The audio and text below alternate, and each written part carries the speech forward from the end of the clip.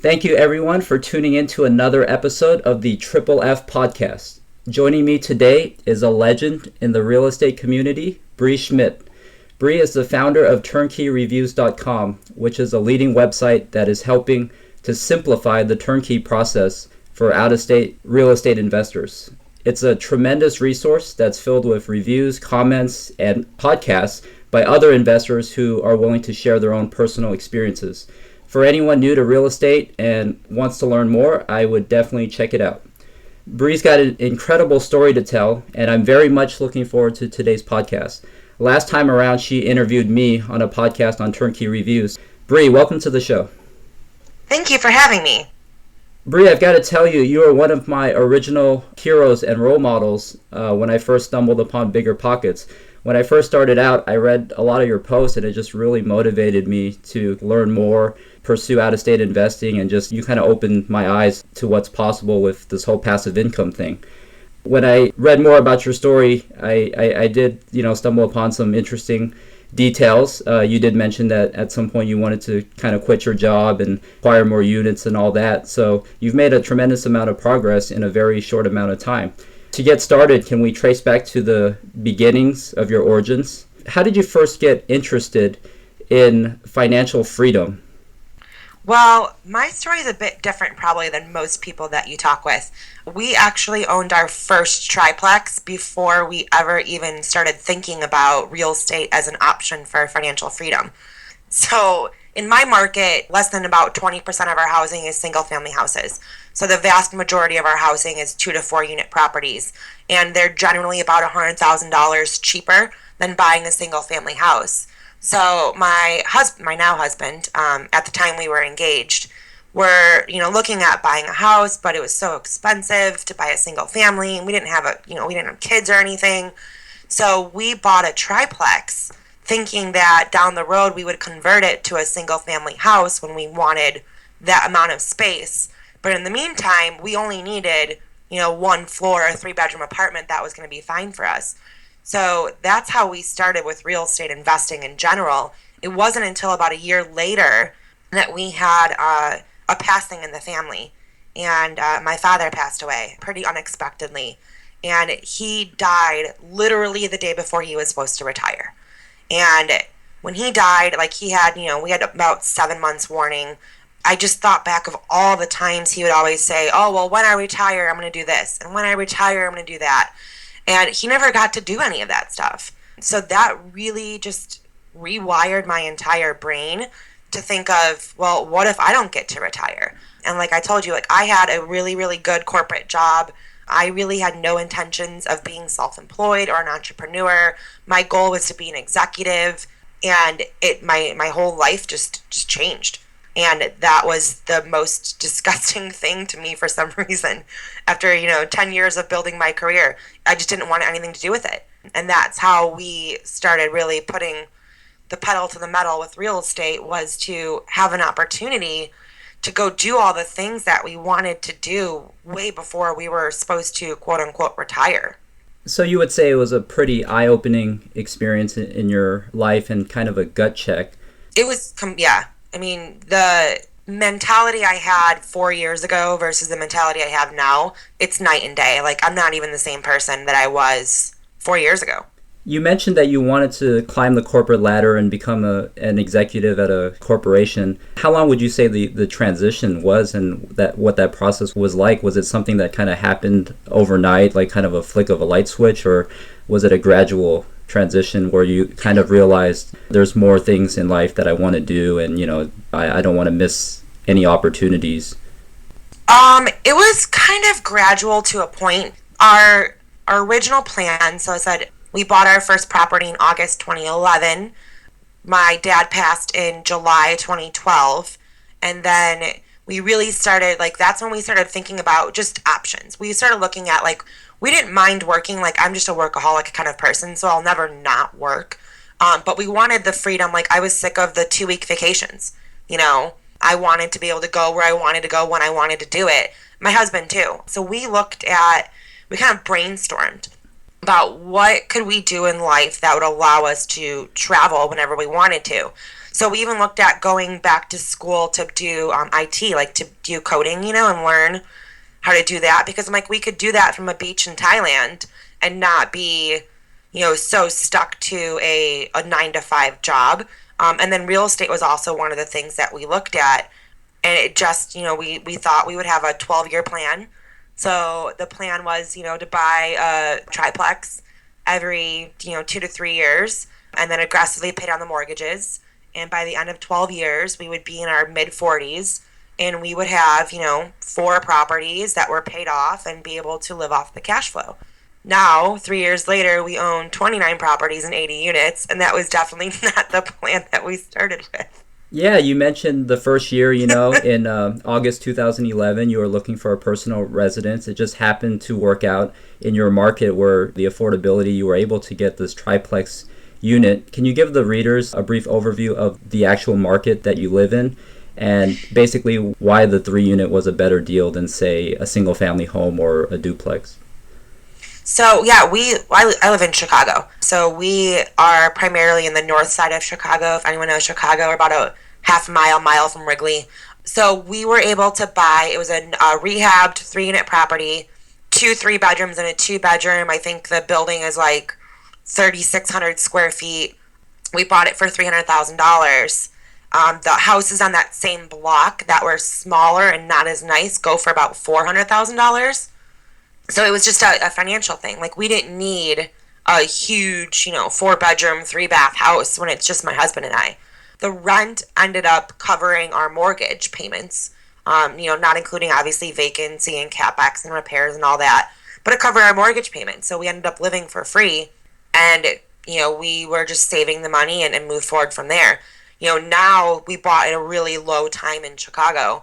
Now that house is about $450,000, $500,000. Those were the good old days indeed, right? I know.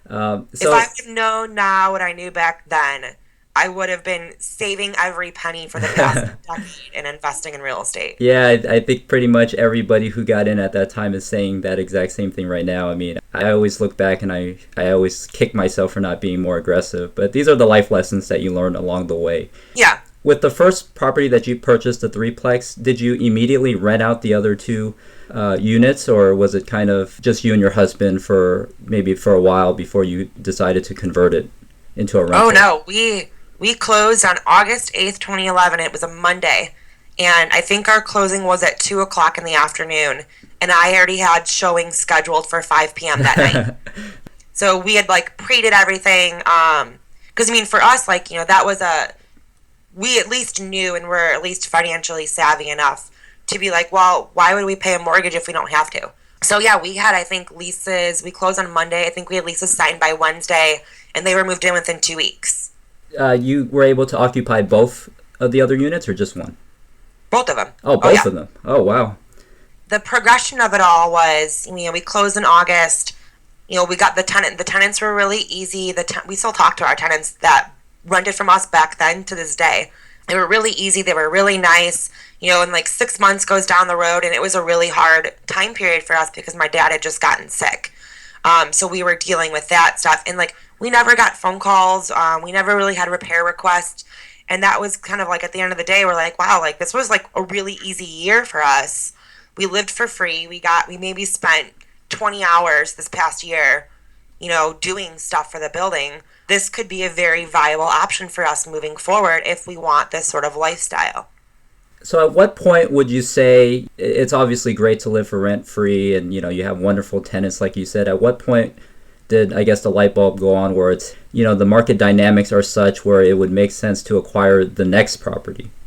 We found the next property in October of 2012. So over a year later.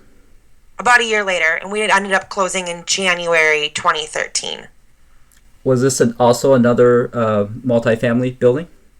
Yeah, it's another 3-unit building. We bought it, rehabbed. It was already tenant occupied. We kept on the tenants, and then so we've never lived in that building, and it's about a 10-minute drive from our house. Okay. How much cash flow would you say you were bringing in off that building? Let me think. About $2,000 a month. Okay. I mean, that's... When I add in everything else, probably $1,500 a month. Okay. Yeah, I just know from my own experience when I was buying rentals in the Bay Area. I know it's a totally different market, and that's actually why I'm looking forward to this conversation. You can give me more of the insights on what it's like in the Midwest. I was happy just to get $400 to $500 a month. I thought that was pretty cool.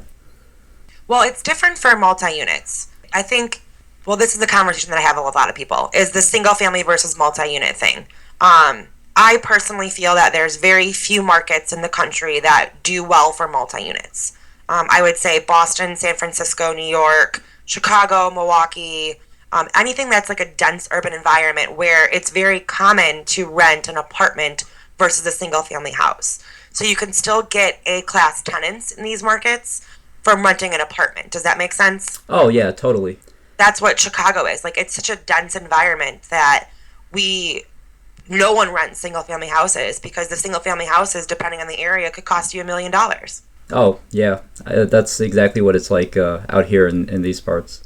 So after you got the second property and it was cash flowing pretty well, how long before you and your husband realized this is something that we want to keep doing and I guess go full steam ahead and start acquiring many more properties? Well, it didn't really, it still was at that point, we were still on the plan to own four. But about, let's see, we closed in January 2013, and then March in 2013, this property came on the market. We definitely were not prepared to buy financially at that point because we had just closed on a property. But it was an estate sale. It's in like the number one school district in all of Chicago. The price of this house was way undervalued. The owners, like his parents had died. He'd been driving up from out of state. He just wanted out. And so he just put it in the market for, in my opinion, about $200,000 less than what the house was worth. It needed a lot of work. It was a single family house. It was definitely, again, not what we were prepared to do, but we saw the potential in this house. So we went and bought it. We were one of 26 offers. We were way over asking price. So we ended up buying the house for $325,000. We did about a $75,000 renovation on it, and we refinanced it 6 months later for $640,000. Wow, that's So yeah, that's incredible. That's a lot of it's value add right there. huge value add.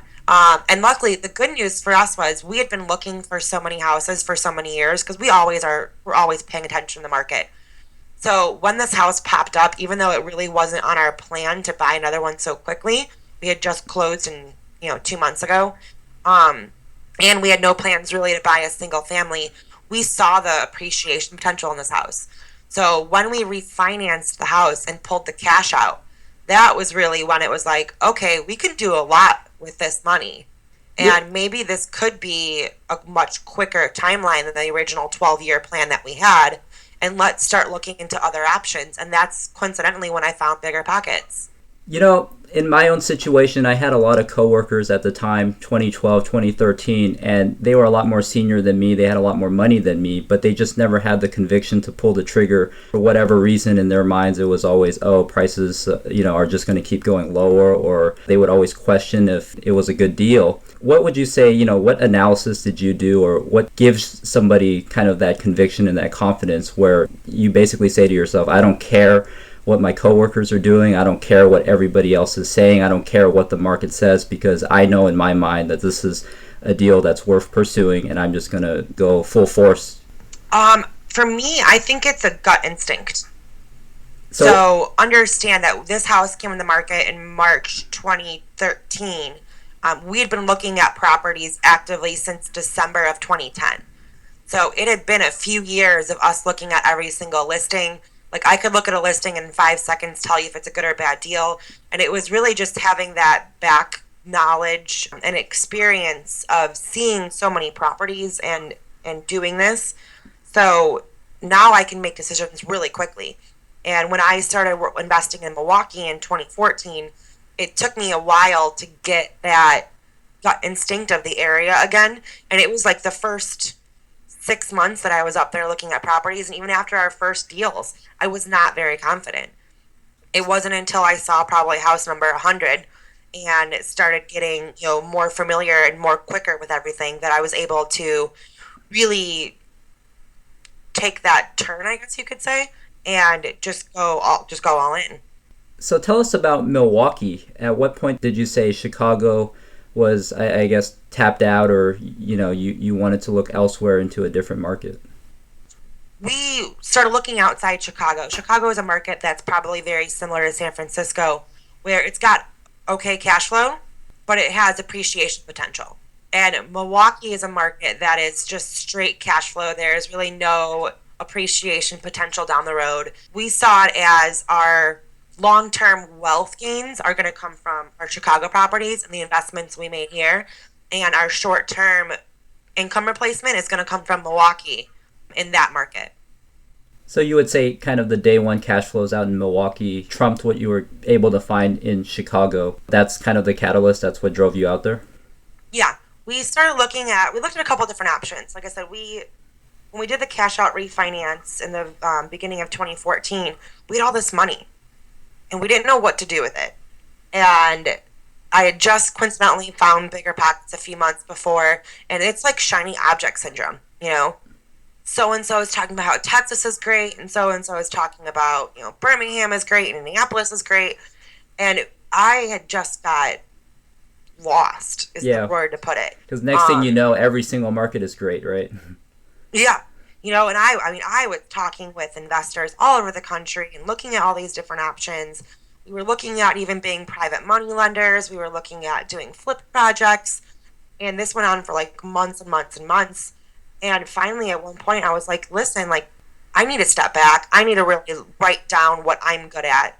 I need to write down what my goals are. And I need to stick with what I know. Because my gut instinct has gotten me this far. And I really need to trust that. So I went and looked at a couple different markets. I really wanted something that was going to be within a couple hours drive of me. And I really liked the area that we found in Milwaukee. To get started in Milwaukee, did you just make a field trip out there with some teams or other BP members, or was it kind of you and your husband just got in the car and just kind of drove out there?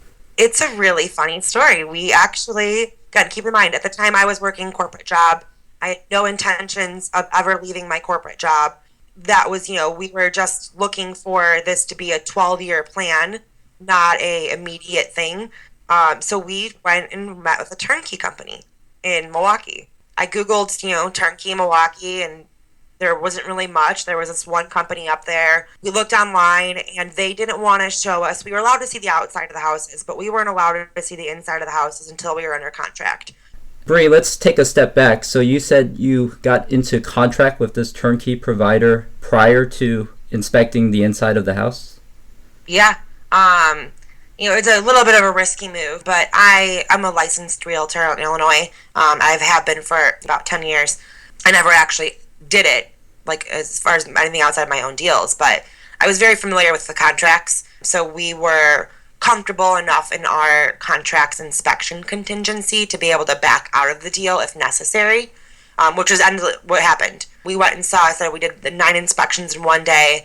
At the end of the day, there was only 3 houses that we would even deem something to consider. And at that point, we had already negotiated a package deal. So at that point, since we were dropping, 2/3 of the deals, then our prices went up, and then the numbers never made sense to us anymore.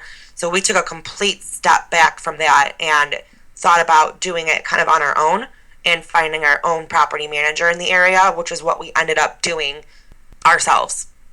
For the listeners who aren't familiar with investing with turnkey properties, would you say that's kind of customary that an investor would enter into a contract agreement prior to being able to see inside of the prospective property? It's about 50-50, and my guess would be, this was not a legit turnkey company by any means. I later realized we completely dodged a bullet on that one. They are since out of business, and the business practices were not very good either. But we didn't know any better. I just wanted something that was handled for me, and I knew of what I thought turnkey was, which was recently rehabbed, already tenanted, ready to go. These places were not, they threw some paint on there and maybe some carpet, and that was that. So, if your contract is strong enough, I really have no problem going under contract without seeing it. I write offers on properties to this day, even if they're not turnkey, without seeing them, knowing that I can always back out under my contract. And in Chicago, I own my own brokerage company now in Chicago and Wisconsin. And a lot of times in Chicago, it's also pretty customary to buy off the MLS and to not be able to see the full building until you're under contract. Did you have to deposit any money into escrow for the Milwaukee turnkey? I did. I think our contract stated, like, we put it on our contract on a Friday, and then we were going up there on Saturday to go see all these properties. So I think we had handed them the check while we were there for the inspections to do it, and it became pretty apparent pretty quickly on throughout the day that this was not going to work out for us. So we pretty much terminated it within, I would say, by Monday, the whole deal was dead. So we figured it out pretty quick. You were able to get your money back then? Oh, yeah. Because that's something I'm sure listeners who, who haven't done it before, they've never bought rental property. That's one of the biggest fears with kind of going with a turnkey vendor is, a lot of cases when you enter into a contract, the provider will want some kind of initial deposit into escrow. Of course, that's pretty customary, but your contract, so if you're a new buyer and you've never bought real estate before and you're buying out of state, I would find someone, either a local realtor or a local lawyer, depending on the state, because every state is different, or find a lawyer in your area to read the contract. Like, you've got to read the contract. You've got to understand the contract. In Wisconsin, they're state-approved contracts. So every single real estate transaction, every counteroffer, everything is on a state-approved contract. And the agents can only fill in the blanks, is what happens. So I would look at what the state-approved contract says. You have to understand, too, that some states are title only, meaning that it's pretty much agent to agent or buyer to seller with a title company. But a lot of other states, like Illinois, we use attorneys for almost every transaction. So everyone's represented by an attorney, at which point they handle your best interest as far as escrow. So I would say myself, of the 29 properties I own, I've probably put 50 total under contract. And then through my brokerage company, I have about 20 clients buy houses every year. I've never once had someone lose earnest money. If your contract is written ethically, you have outs. You have outs for the inspection. You have outs for the financing. The only way you can really not get your earnest money back is to get approved for everything and then decide last minute not to buy. Those are some great points. Thank you for sharing your insights. That's going to be very invaluable for listeners. So moving back... Yeah, that'd be the least of my worries. If I was a first-time buyer from out of state, the least of my worries would be the escrow money. I would just have someone intelligent, or you can probably read the contract yourself. What would you say is your biggest worry, and how do you circumvent that? Oh God, that's a good question. I really don't have too many worries. I have a mentality of what's going to happen is going to happen. I could have made the best choices ever, and in 10 years, I could sell my stuff for double what I paid for it and be sitting pretty. I could have made the worst decision ever, and in 10 years, my values have gone completely down, and I file bankruptcy and lose everything. Either way, I'm still a happy person.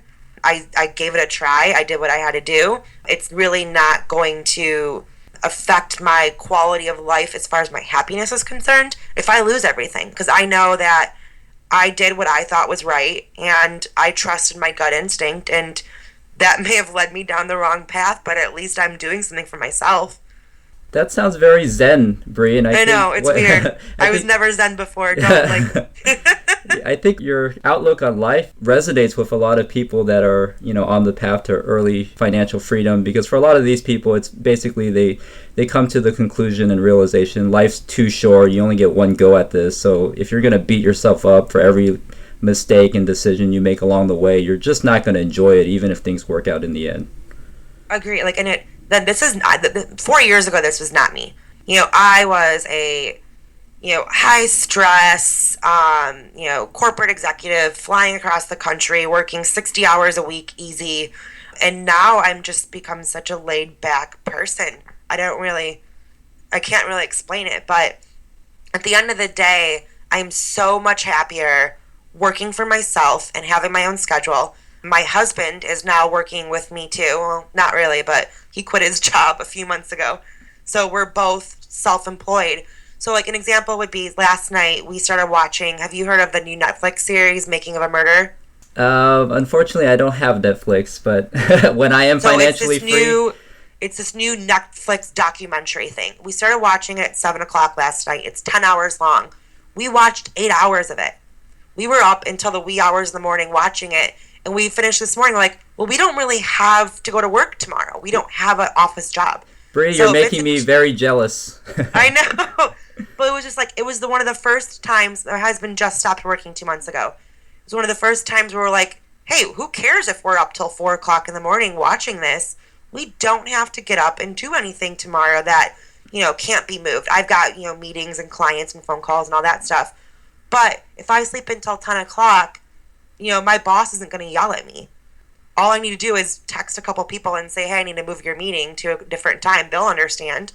And that's that. So it was one of the first realizations last night was, you know what? Let's keep watching it. What else we got to do? Bree, this is just music to my ears, and I'm sure anyone listening is probably feeling the same way, and you've probably just gotten so many more people even more interested in this. So, all this is awesome. Can we fill in the gaps, basically what you did in Milwaukee that kind of led you to this kind of nirvana that you're experiencing now? Yeah, that was again, like the first catalyst was having all the equity in the house, and being able to pull that out.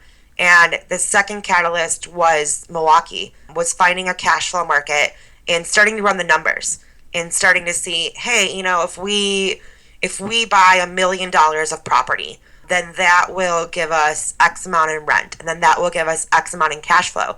And our 12-year plan could now be a 2-year plan. So if we really just like bite the bullet and go all for it, like we could be quote unquote retired a decade sooner than we ever thought we could. And that's where things also started to change with work. That at the time, I really had no intentions of doing this, but I started just crunching the numbers and looking at it and being like, this is possible.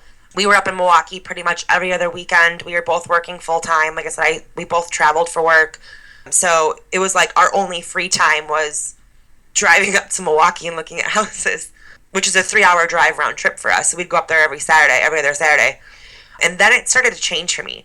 And it was a couple of things that we'd found our first set of properties, and we were pretty confident in that moving forward. And it was one of those things of, before, I always made it a point to not let my real estate get in the way of my job.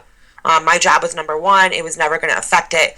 But now I found my job was getting in the way of my real estate. So it was that little switch in my head that changed things. And it was also my boss and I had to go to Atlanta for work. And I remember we were at the airport at 5 o'clock in the morning. We had a 6 a.m. flight to Atlanta. It's about a 2-hour flight for us. Then we had a 2-hour drive to this meeting. Then we had a 3-hour meeting, a 2-hour drive back to the airport, and a 2-hour flight home. So our day started at 5 o'clock in the morning, and I think we got home around 9 o'clock at night. And that was a normal day for me. And I got this flight alert from Kayak that round trip flights to Istanbul, Turkey were like $600. And I turned to my boss, I'm like, oh my God, we're going to Turkey. We're going to Istanbul. She's like, when are you going to go? I'm like, I don't know, maybe a month. She's like, okay, well, you can take this, maybe these 2 days off. I'm like, no. Like, I'm going to go for 2 weeks. She's like, you can't take off 2 weeks. Like, and she's running through all my, my sales and all this stuff. She's like, maybe in, 8 months you can take off for 2 weeks. I'm like, I got to get out of this shit. Like, this is just not going to work. Like, so it was all those things happening at once that really projected us. So I quit my job on June 30th, was my last day of work, and we closed on our first set of properties in Milwaukee on July 7th. So about a week later. Was there any kind of barometer that you used that basically would tell you, at this point I'm ready to quit my job? I know a lot of people like to rely on like pure numbers or financials. Would you say the same applied to you? How do you know when you're kind of at the crossroads, do I want to continue my corporate career or do I want to focus more on real estate investing? How do you know when it's time? It was a couple of different things. It was the fact that we talked with our bank. At this point we were buying commercial. So with the commercial lending space, it's a different financial requirement than in the residential lending space. So it was confirmation from our commercial lender that me quitting my job would not hinder our ability to grow. That was number one. Number two, it was that could we, my husband and I, live frugally off of just his income. So if it took a year for Milwaukee to get going if for some reason we had all these repairs, with our Chicago properties, and that was our only income, could we make it work? So it was really those two things being a yes that made it possible for us. And the fact that we knew if we ran our numbers right and if we were right with what we were doing, within about a year and a half or a year, we could supplement both of our incomes from real estate investing. But I needed to be there. Like I couldn't do it while working. I couldn't go up there every other weekend and devote my entire, spare time to this side business and still make it work. I needed to be on the ground more. I needed to be able to see deals, more than once every 2 weeks. I needed to be there to make decisions and run the business. And it was really all those things happening at once that gave me the ability to say, see ya, and go do it. For any investors who are either starting out or they hear your story and they're like, wow, Brie made some amazing progress in a very short amount of time, and I want to do the same thing, what advice would you give them, or somebody else who wants to achieve the same type of results? I think that the two things, in my opinion, are self-awareness, right? And it's self-awareness and just in your lifestyle. What are your goals? What does this mean to you? Everything to me is a sacrifice. So for, if we want to go, we went to Vegas last year, and we don't get, I'm not a big gambler. My husband wanted to gamble, but our friends are big gamblers. And they spent $5,000 in 5 hands of blackjack and lost it. I'm like, that's a down payment, part of a down payment of a house for me. How much house am I not buying by buying this instead? So it's a self-awareness of your finances and what's right for you. And sometimes making those splurges is what is right for you, and sometimes it's not. So that would be one thing, is the self-awareness of it all. And the second thing would be the ability to have the gut instinct.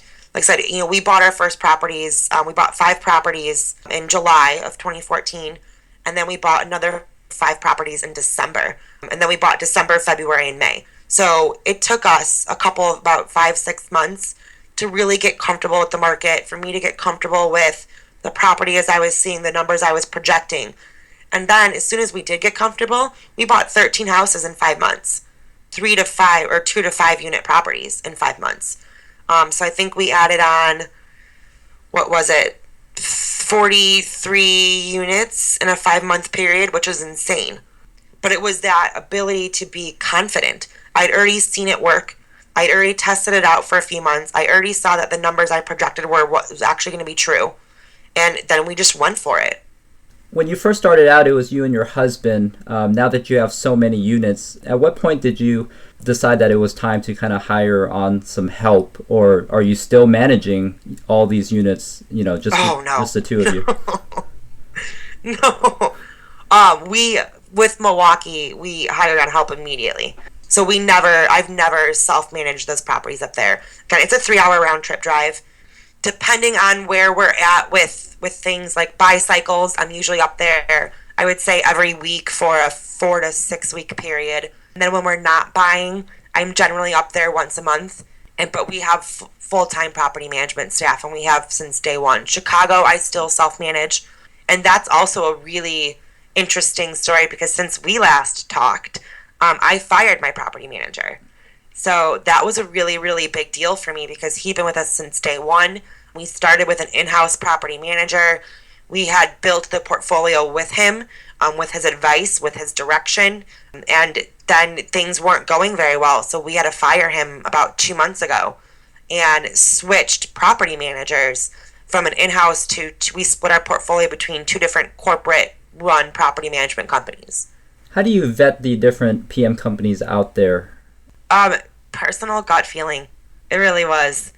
I talked with a few. I asked for some referrals, and that's actually, interestingly enough, Turnkey-Reviews.com is launching in Q1 of this year. We're not just going to be having reviews for turnkey providers. We're also going to add the ability to add reviews for property managers, insurance, banks, all that stuff. So I wish it was available for my own personal needs when I needed it. But I asked around. I think I set up 4 different property management interviews and met with all 4 of them, and then we chose 2 and moved forward with 2 of them. It's a risky game, this real estate thing. I personally feel that the rewards are definitely worth the risk, but it takes a lot of time as far as like the due diligence, the research, the planning. Like it is not that easy to do it. And one of the benefits I think of turnkey in general is that you're essentially buying into a system that's already in place. I mean, I had to build that system on my own because we are independent. I can't even tell you how many hours I've spent. It's my full-time job. That's what it is. It is my full-time job, is managing that portfolio. And even though I am out of state and I'm only an hour and a half one way away, it's still a lot of work, and it's still a lot of phone calls and doing it yourself and double checking things and being on top of things. And that's a great point and a good reminder to listeners because, a lot of people like to focus on all the glory of real estate. And there's so many books and, like these infomercials, make $1 million overnight with real estate. But like you said, you got to put in the work to get the results. And it's kind of like that quote, you have to do what others won't to achieve what others don't. So like with anything out there, there's a lot of truth to that. Nothing is really ever quite that easy, I guess, unless you're basically buying at the bottom, after a severe market crash or something. That's the only time I've seen in my own personal experience where it literally was like picking up money off the ground. Yeah. Well, understand, I mean, it's been 5 years since we started looking at real estate. It's been about 4.5 years since we've owned our first property. My story and our growth projection is not normal, but it just said something clicked in my head, and it is become such an obsessive, all-consuming part of my life that like my entire world is now real estate. It is all I do. It is all I talk about. It annoys my husband sometimes because I can't shut up about it. And I never knew I had this passion in me. I never knew that this was my calling. And now it's so obvious to me that it is. But it is, everything that I do is revolved around it. So when you're starting, it can be very overwhelming. It's like we weren't perfect. I spent months and months talking to different investors, like what market were we going to invest in? Were we going to buy turnkey? Were we going to do it on our own? Were we going to buy single family? Were we going to, fund flippers? Or like, I went through that whole process for months, and it was so overwhelming and confusing because I couldn't make a decision. And I felt like every time I was like close to making a decision, all of a sudden something new came up. I'm like, oh, I have to go see what that's all about. But it was really when I shut it all out again, and I shut it all out and I just sat there and looked at what am I good at? And that was like analyzing the numbers. I'm not handy. I don't want to do any of that stuff, but I'm good at analyzing numbers. I'm good at management. So that's why I felt out of state buy and hold was good for me, because I could look at the numbers online and figure it out, and I could manage the manager to do all the stuff that I didn't want to do. That's a good point, and I think that's an important lesson as well for anyone just getting started out. You don't necessarily have to try to be an expert on everything to succeed in real estate investing. You can really just focus on what you're interested in and what you're good at, and kind of outsource and let other people take care of the things that you need to get done, but maybe perhaps you don't have the expertise in. And I think that just makes the whole process in your life infinitely easier. And that's what I found. So, like, you were on my podcast, and I've done a couple of podcasts now with almost everyone's working full time, doing real estate on the side. And I've found the two big keys to success to me are people that have the right expectations going in. Those are the ones that I think are the happiest with what they're doing. And the ones that do exactly that, they realize what they're good at and they outsource everything else. And that's that, they're able to optimize their skill sets. Because I don't know how to do a lot of things in real estate, but I know how to analyze deals. I know how to talk to people, and I know how to, negotiate. And that's pretty much what I do. So Brie, now that you've achieved financial freedom, how would you rate it? Is it as good as you envisioned it, or is it even better? It's so amazing. I can't even put it into words. Don't hold back. I don't mean to be snotty. I really don't. It's interesting. I still work, and I work probably more now than I ever did before at a corporate job. But it's different. It's a different kind of work. Like I said, last night we wanted to watch this, documentary series till 4:00 in the morning. And it was like, okay, let's do it, because I can move my schedule around tomorrow. If my husband and I we just started doing, we started like going to movies at like 10 o'clock in the morning on a Wednesday afternoon. So like we'll go like watch Star Wars in IMAX 3D. Like no one's in the theater. Like just have it. Like I don't have to go to Target on a Saturday. Like that is one of the number one benefits to me in this whole situation is that I don't have to go to Target on a Saturday and deal with all those crazy shoppers because it drives me crazy. When we got done buying in Milwaukee, because we officially stopped buying in Milwaukee in May of this year, we hit our goal and we needed to take a break and recover financially. And, we spent a couple of $1 million in a 18-month period. So instead of backing away from it, I took on partners, And last year, I started my own brokerage business, and then we started the Turnkey-Review website. So I technically own 4 businesses. So I work way more hours, but I also, all my businesses are built for me to be able to walk away. So we took I think we took 5 weeks of vacation in 2015, and nothing skipped a beat. Everything has been set up that we can go when we want to go and do what we want to do, and the businesses are all self-sufficient. So up to this point, no regrets? I would start sooner is what I would do.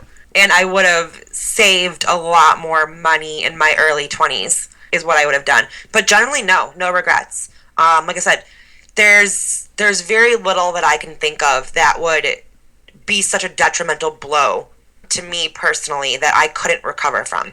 So that's kind of my attitude. And it's a little bit risky. I didn't know if Milwaukee was going to work out for us. I didn't know if the projections that I made were accurate or going to fly. But I was like, you know what? If it fails, it fails.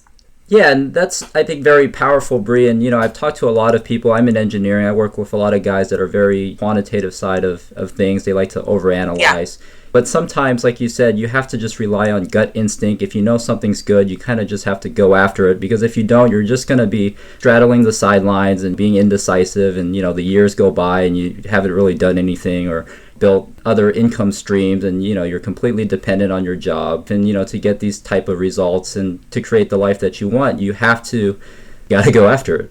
I agree. I think a lot of times it's a gut feeling, to be perfectly honest. The tipping point, if I look back at everything that we've done, the real tipping point for us has been when it felt intuitive to make these decisions, both in Chicago, learning that market, and in the Milwaukee market. That's when things really started to catapult for us.